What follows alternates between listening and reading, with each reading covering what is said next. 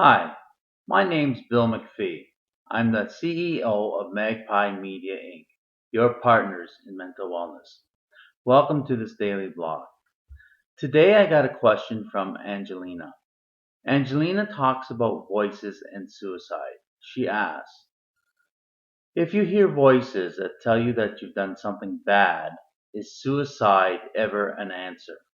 And I'm going to cover this question in two parts. Today, talking about voices, and tomorrow, talking about suicide. So, first of all, let's look at voices. Voices with schizophrenia are very common. They're known as part of positive symptoms.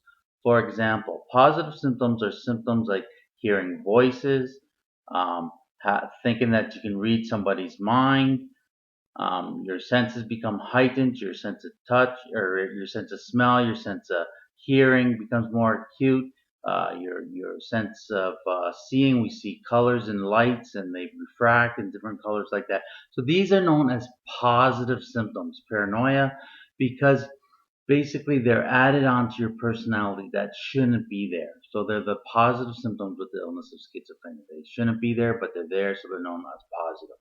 Hearing voices is very common with that.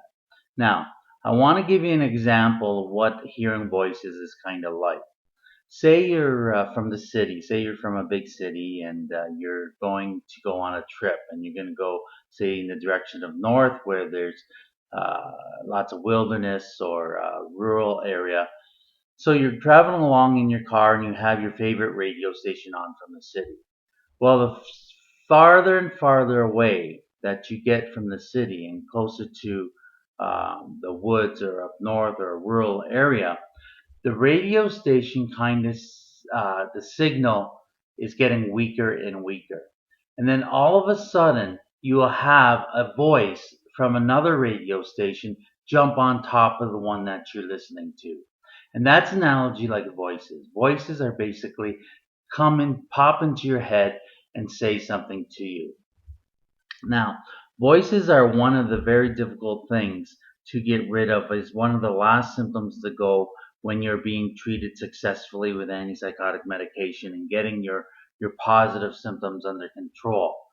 But voices are, some people ask, the voices, do they tell you negative things in that? And most likely, from the people that I've talked to in my own experiences, yes, the voices are negative. They tell you negative and bad things. Once in a while, I'll hear somebody or somebody will tell me that the voices had tell them good things and they're kind of like a friend to them. But with the analogy of the radio station and knowing that voices are basically coming from our own subconscious. Right now, everybody, whether they have an illness or not, everybody sort of hears thoughts. We sort of talk to ourselves in our mind and talk to ourselves regularly, whether it's just natural. The mind doesn't turn off.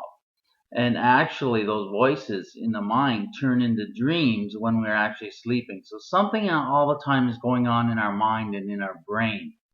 So what the point is, though, is that the voices are our thoughts, our own thoughts, but they're expanded and they're acted upon. We actually hear them, but it's not a different voice. It's more of the heightened senses. The voices, because of the chemical imbalance and the way that this illness works on positive symptoms, our thoughts and our voices become heightened as well.